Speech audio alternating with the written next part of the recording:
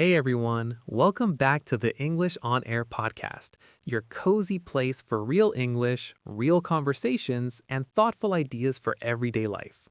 And I'm Ella. We're really happy you're here with us today. Whether you're listening at home, on a walk, or during a quiet moment in your day, thank you for spending this time with us. Today's episode is practical, simple, and very useful for real life. Yes, we're talking about how to introduce yourself in English. Let's get started.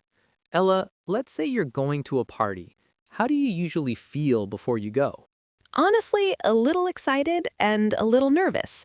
I like meeting people, but I also think a lot before I go.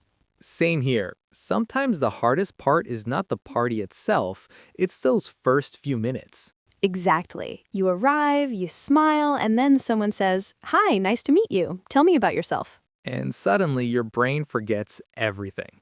Yes, even simple things like your job or your hobbies can disappear for a moment. Or too many ideas come at once and then your answer feels messy. That's why today's topic matters so much. Introducing yourself in English sounds easy, but for many learners, it feels stressful in real life.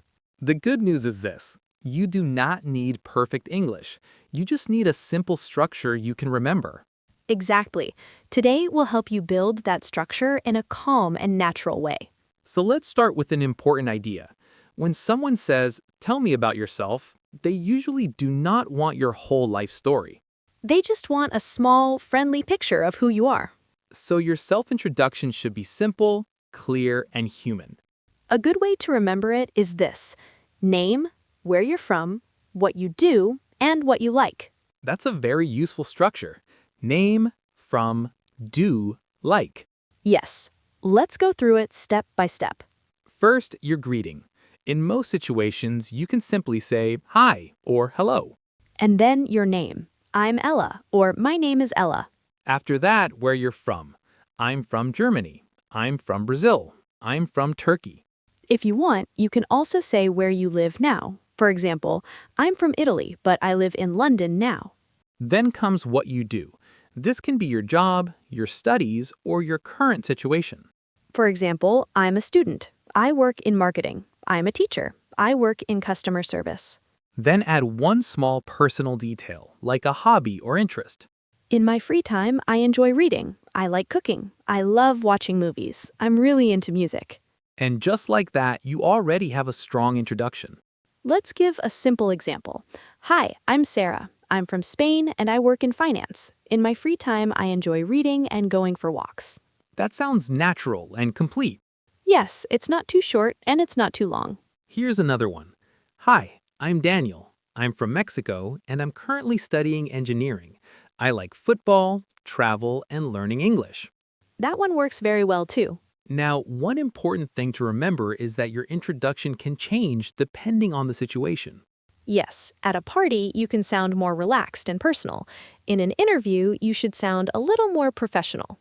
So at a party, you might say, "Hi, I'm Alex. I work in design and I love music and coffee." But in an interview, you might say, "Hello, my name is Alex. I work in design and I have experience in branding and digital content." Same person, different focus. Exactly. You are not changing yourself, you are just highlighting what you do. Now, let's talk about a common problem. Many learners know the words, but when the moment comes, they panic. Yes, and when people panic, they often do one of two things. They say too little or they say too much. Too little sounds like, "My name is Ahmed. I'm from Egypt." And then silence. That's not wrong, but it can feel unfinished. Usually, it helps to add one more sentence. And too much is when someone keeps talking because they're nervous and loses the structure completely. So the goal is balance, a short, warm introduction with a few clear details. Another mistake is trying too hard to sound formal. Yes, spoken English is often better when it's simple. Clear English is stronger than complicated English. That's especially true in conversation. If your words are simple but natural, you will usually sound more confident. Let's give our listeners a few sentence patterns they can really use. Good idea. You can start with, "Hi, I'm," Then, "I'm from." then, "I work as," or "I study." Then, "In my free time, I enjoy," or I'm really interested in. And if it fits the situation, you can also say, I'm here because. For example, if you're in an English class, you could say, Hi, I'm Lena. I'm from Poland and I work in sales. I'm here because I want to improve my English for work and travel. That's a great example because it gives your reason too.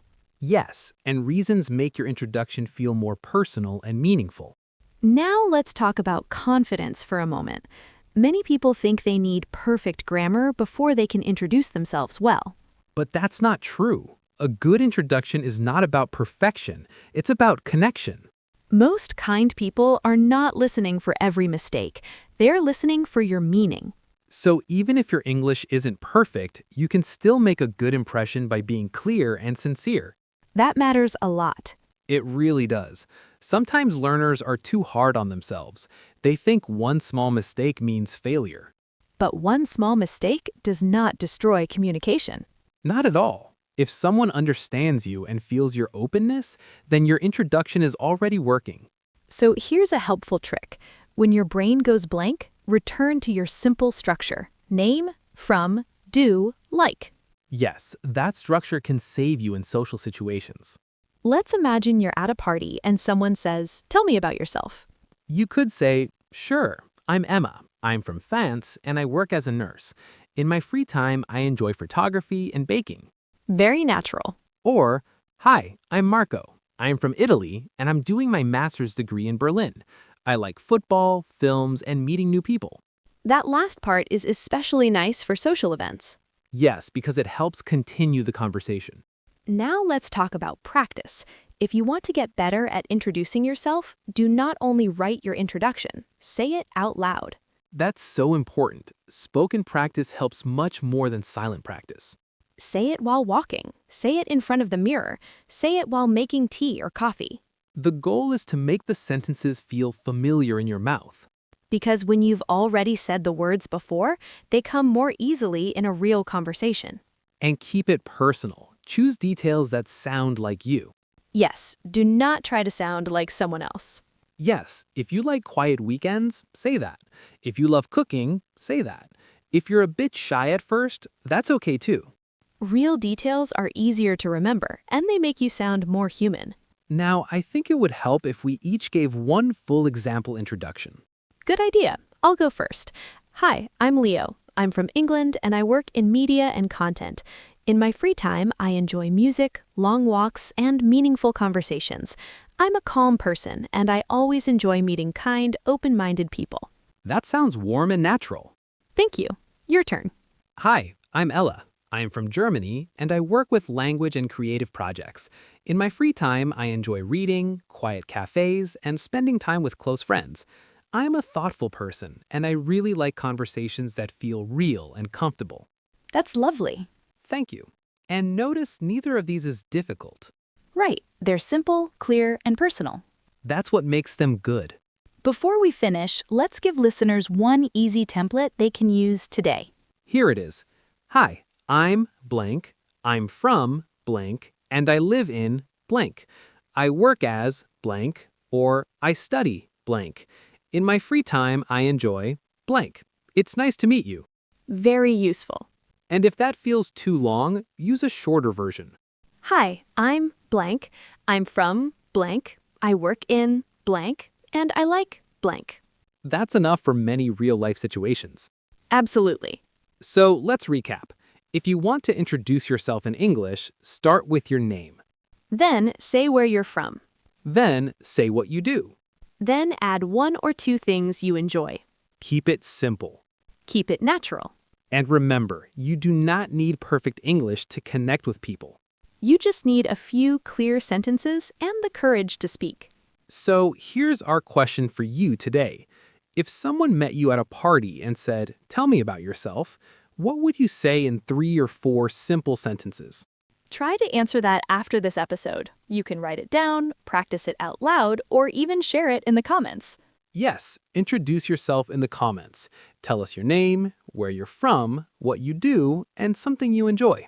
It's a great way to practice real English in a simple and friendly way. Thank you so much for spending this time with us today. We're really glad you are here. We hope this episode helped you feel a little calmer and more confident about speaking English. Keep practicing, keep speaking, and be patient with yourself.